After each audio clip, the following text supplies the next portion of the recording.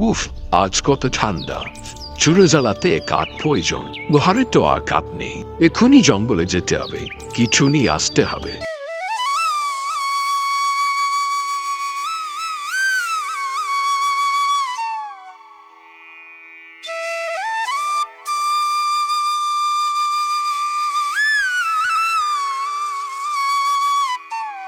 বাবা, সাবধানে যেও।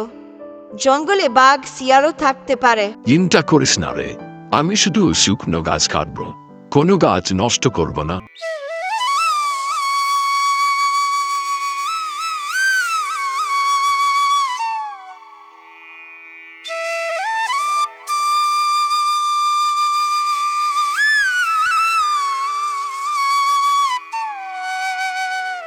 আরে বাহ, কি সুন্দর এই জঙ্গলটা! কত বড় বড় গাছ, কত রঙের পাখি, মনে হচ্ছে স্বর্গে চলে এসেছি।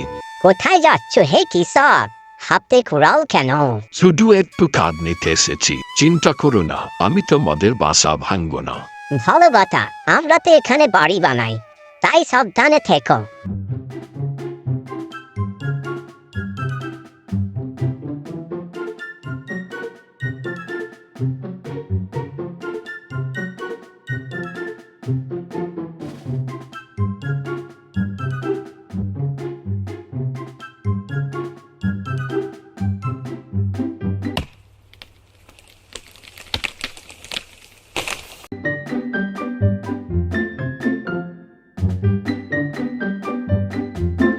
এ কি করলে?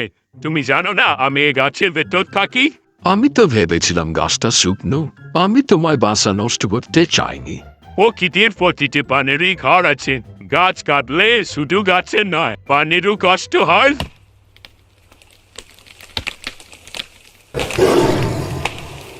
ওরে বাবা, এটা কি বাঘের ডাক?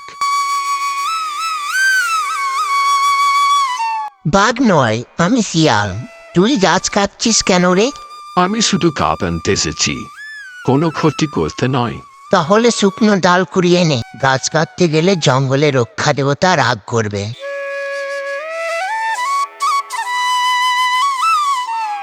তোমরা সবাই ঠিকই বলেছ, আমি গাছ কেটে ভুল করেছি, এখন থেকে শুকনো ডাল বা শুকনো কাঠ নেব। ভালো করেছ, প্রকৃতিকে রক্ষা করো, তাহলে প্রকৃতি তোমাকে রক্ষা করবে। হ্যাঁ, আমরাও পাখিরা তোমার বন্ধু থাকবো। ধন্যবাদ, তোমরা আমাকে শিক্ষা দিলে।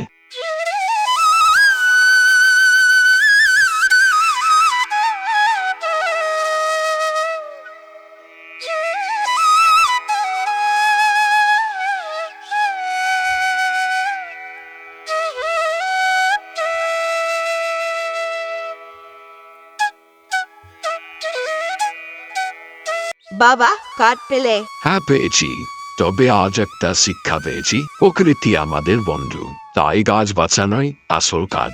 ঠিক বলেছ বাবা।